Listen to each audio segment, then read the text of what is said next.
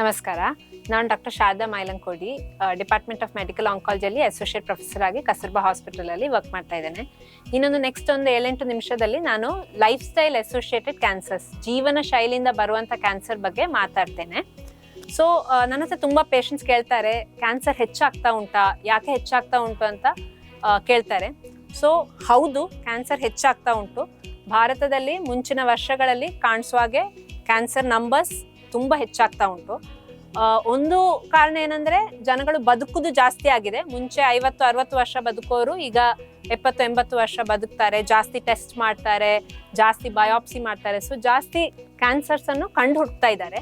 But ಬೇರೊಂದು ದೊಡ್ಡ ಕಾರಣ ಅಂದ್ರೆ ಜೀವನ ಶೈಲಿಯಲ್ಲಿ ಬಂದಿರುವ ತರ ಬದಲಾವಣೆಗಳು.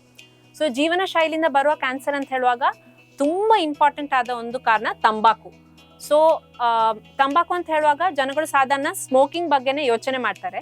ಬಟ್ ಹೊಗೆ ಇಲ್ಲದ ತಂಬಾಕು, ಜಗಿವಂಥದ್ದು, ಗುಟ್ಕಾ, ಪಾನ್ ಮಸಾಲ, ಖೇನಿ, ಆ ಥರ ಇರುವ ತಂಬಾಕು ಕೂಡ ಕ್ಯಾನ್ಸರ್ ಕಾಸ್ ಮಾಡುತ್ತೆ. ತಂಬಾಕುಯಿಂದಲೂ ಸ್ಮೋಕಿಂಗ್ ಇಂದಲೂ ಇರುವಂಥ ಕೆಮಿಕಲ್ಸ್ ಅಲ್ಲಿ ತುಂಬಾ ತರದ ಕ್ಯಾನ್ಸರ್ಸ್ ಕಾಸ್ ಆಗ್ಬೋದು. ಅದು ಶುರು ಮಾಡಿದ್ದಾರೆ ಯಾರು ಅಂದ್ರೆ ಅದನ್ನು ನಿಲ್ಸಿದ್ರೆ ಕ್ಯಾನ್ಸರ್ ಇದು ರಿಸ್ಕ್ ಸ್ವಲ್ಪ ಅದು ಕಡಿಮೆ ಆಗತ್ತೆ. ಸೊ ಆದಷ್ಟು ತಂಬಾಕು ಪದಾರ್ಥಗಳನ್ನು ಕಡಿಮೆ ಮಾಡಿದ್ರೆ ಕ್ಯಾನ್ಸರ್ ರಿಸ್ಕ್ ಕಡಿಮೆ ಆಗತ್ತೆ. ಸೆಕೆಂಡ್ ಒನ್ ಮದ್ಯಪಾನದಿಂದ ಕೂಡ ತುಂಬಾ ತರದ ಕ್ಯಾನ್ಸರ್ಸ್ ಕಾಣಲಾಗಿದೆ. ಅದು ಬೇರೆ ಬೇರೆ ಜಾಗದಲ್ಲಿ ಬಾಡಿಯಲ್ಲಿ ಇರಿಟೇಷನ್ ಕಾಸ್ ಮಾಡಿ ಕ್ಯಾನ್ಸರ್ ಕಾಸ್ ಮಾಡ್ಲಿಕ್ಕೆ ಚಾನ್ಸಸ್ ಉಂಟು. ಇನ್ನೊಂದು ತುಂಬಾ ಮುಖ್ಯವಾದ ಕಾರಣ ಅಂದ್ರೆ ಬೊಜ್ಜು ಅಥವಾ ಒಬಿಸಿಟಿ. ಈಗ ಏನಾಗಿದೆ ಅಂದ್ರೆ ಜನಗಳ ಜೀವನ ಶೈಲಿ ಬದಲಾವಣೆ ಆಗುವ ಹಾಗೆ ಅತಿಯಾದ ತೂಕ ಕಾಣಿಸಲಾಗಿದೆ ತುಂಬಾ ಜನಗಳಲ್ಲಿ. ಸೊ ಬೊಜ್ಜು ಅಂತ ಇರುವಾಗ ಹೊಟ್ಟೆಯ ಸುತ್ತ ಇರುವ ಬೊಜ್ಜು ಕಾಲ್ನ ಸುತ್ತಿರೋ ಬೊಜ್ಜಿಂದ ತುಂಬಾ ಡೇಂಜರಸ್. ಸೊ ವೆಯ್ಟ್ ನಾರ್ಮಲ್ ಇದ್ರೂ ಕೂಡ, ತೂಕ ನಾರ್ಮಲ್ ಇದ್ರೂ ಕೂಡ ತುಂಬಾ ಜನಗಳಲ್ಲಿ ಹೊಟ್ಟೆಯ ಸುತ್ತು ಬೊಜ್ಜು ಜಾಸ್ತಿ ಆಗಿ ಅದು ಕೂಡ ಕ್ಯಾನ್ಸರಿಗೆ ಒಂದು 13 ತರದ ಕ್ಯಾನ್ಸರ್ ಕೂಡ ಬೊಜ್ಜಿಂದಾಗಿ ಆಗ್ಬೋದು. ಸೊ ಬೊಜ್ಜು ಅಂತ ಹೇಳುವಾಗ ನೆಕ್ಸ್ಟ್ ಇಮಿಡಿಯೇಟ್ಲಿ ಬರೋದು ವ್ಯಾಯಾಮ.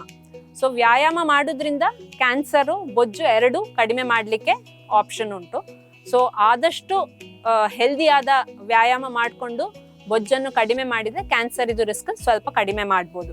ಇದಕ್ಕೆ ರಿಲೇಟೆಡ್ ಆದ ಇನ್ನೊಂದು ಟಾಪಿಕ್ ಏನಂದ್ರೆ ನಮ್ಮ ಆಹಾರ ಪದಾರ್ಥಗಳು, ಆಹಾರ ರೀತಿಗಳು.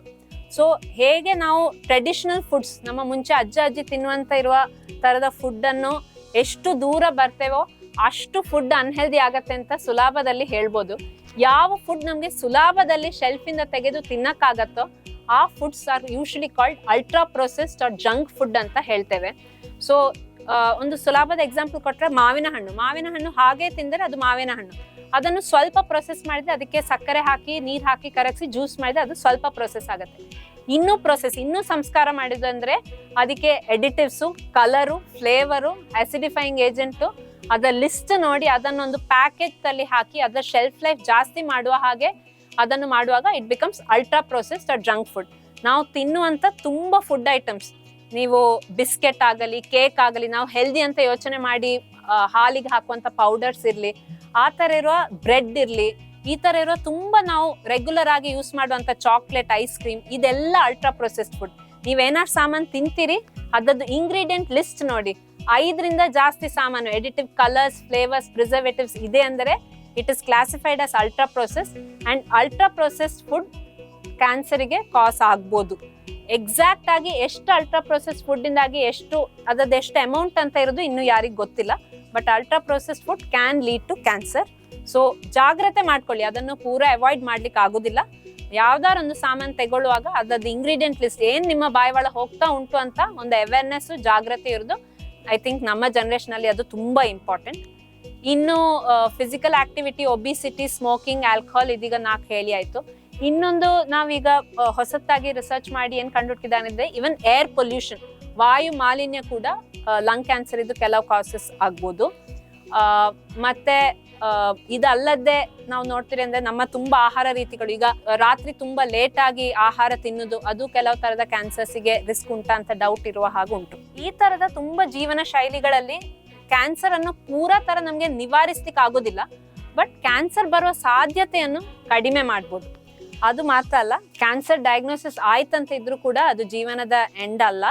ಸೊ ಕ್ಯಾನ್ಸರ್ ಡಯಾಗ್ನೋಸಿಸ್ ಆದ್ರೂ ಕೂಡ ಈಗ ತುಂಬಾ ಹೊಸ ಆವಿಷ್ಕಾರಗಳು, ಟ್ರೀಟ್ಮೆಂಟ್ ವಿಧಾನಗಳು ತುಂಬಾ ಚಿಕಿತ್ಸಾ ವಿಧಾನಗಳು ತುಂಬಾ ಬದಲಾವಣೆ ಆಗಿದೆ.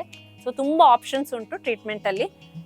ಕ್ಯಾನ್ಸರ್ ಟ್ರೀಟ್ಮೆಂಟ್ ಸಮಯದಲ್ಲಿ ಕೂಡ ಈ ತರ ಹೆಲ್ದಿ ಜೀವನ ಶೈಲಿಯು, ಆಹಾರ ರೀತಿಗಳು ಮಾಡಿದರೆ ಟ್ರೀಟ್ಮೆಂಟ್ ಔಟ್ಕಮ್ಸ್ ಅಥವಾ ಟ್ರೀಟ್ಮೆಂಟ್ ನ ರಿಸಲ್ಟ್ಸ್ ತುಂಬಾ ಬೆಟರ್ ಇರ್ಬೋದು. ಸೊ ಹಾಗೆ ನೋಡ್ಕೊಂಡು ಆದಷ್ಟು ನಮಗಾಗುವಂತ ರೀತಿಯಲ್ಲಿ ಹೆಲ್ದಿ ಲೈಫ್ ಸ್ಟೈಲು, ಆಹಾರ ರೀತಿ ಮಾಡಿಕೊಂಡು ಕ್ಯಾನ್ಸರ್ ಅನ್ನು ಹೋರಾಡ್ಲಿಕ್ಕೆ ಟ್ರೈ ಮಾಡೋಣ. Thank you.